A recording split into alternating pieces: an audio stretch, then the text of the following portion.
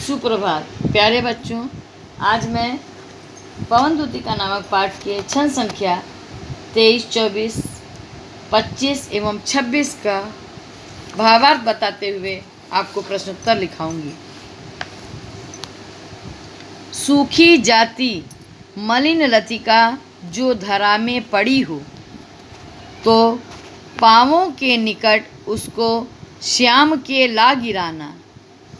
यूँ सीधे से प्रकट करना प्रीति से वंचिता हो, मेरा होना अति मलिन और सूखते नित्य जाना।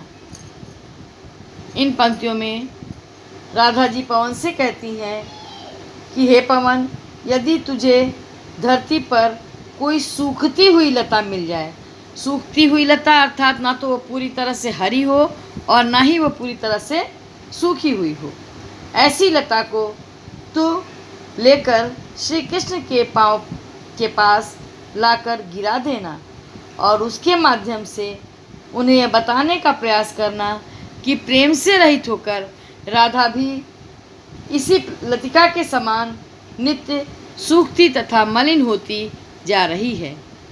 कोई पत्ता नवल तरुका पीत जो हो रहा हो, तो प्यारे के दृग्युगल के सामने ला उसे ही धीरे धीरे संभल रखना और उन्हें यूँ बताना, पीला होना प्रबल दुख से प्रोषिता सा हमारा। हे पवन, यदि किसी नए वृक्ष का कोई पत्ता पीला पड़ गया हो, तो उसे श्री कृष्ण के दोनों नेत्रों के सामने धीरे से लाकर रख देना और उन्हें यह बताना कि इसी प्रकार से राधा, जो कि प्रोषिता अर्थात प्रोषिता उसे कहते हैं जिस स्त्री का पति विदेश चला जाता है, उसे प्रोषिता कहा जाता है। और तो अपने इस कृत्य के माध्यम से बताना कि प्रोषिता राधा भी इसी पत्ते के समान पीली पड़ती जा रही हैं। यूँ प्यारे को विदित करके सर्व मेरी व्यथाएं धीरे धीरे वहन करके पाँव की धूलि लाना। थोड़ी सी भी चरण रज जो ला न देगी हमें तू, हाँ कैसे तो व्यथित चित्त को बोध मैं दे सकूंगी। राधिका जी कहती हैं कि हे पवन, जैसा मैंने बताया है तुझे, उसे समझकर तू मेरी समस्त व्यथाएं श्री कृष्ण के सम्मुख वहन कर देना, उन्हें अर्थात बता देना। जब तू वापस आए तो एक कार्य और करना कि आते समय उनके पाँव की धूल को उठाकर ले आना। जब मुझे उनकी थोड़ी सी चरणों की धूल मिल जाएगी तो मैं उसे माथे पर चढ़ा करके अपने व्यथित चित्त अर्थात अपने व्याकुल मन को समझा सकूंगी और उसे यह बताऊंगी, उस धूल के माध्यम से मैं श्री कृष्ण का ही सानिध्य प्राप्त कर पाऊंगी।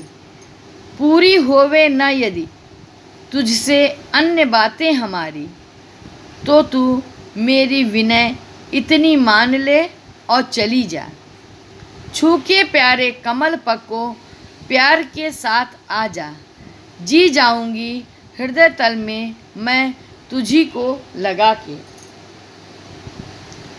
राधिका जी कहती हैं कि हे पवन, अब तक मैंने जितनी बातें तुझे बताई, यदि वो तुझसे पूरी न हो सकें, तो तू मेरी इतनी विनती मान ले कि तू मेरे प्रीतम के पास चली जा और उनके कमल रूपी पैरों को प्यार के साथ छूकर आ जा।